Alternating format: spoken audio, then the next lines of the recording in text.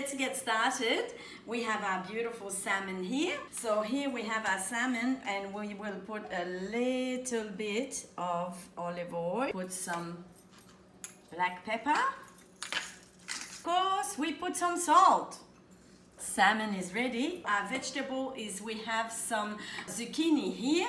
So we will mix our zucchini, cherry tomato here, of course, salt and pepper again, and we will put some olive oil here as well. And we're gonna add, so we have the zucchini, we have the tomatoes, and we have here some olive. They are the Greek kalamata and they're pitted. And we have also some capers, all going to cook together. It's gonna go in the oven at 400 Fahrenheit, 200 Celsius for 20 minutes, no more.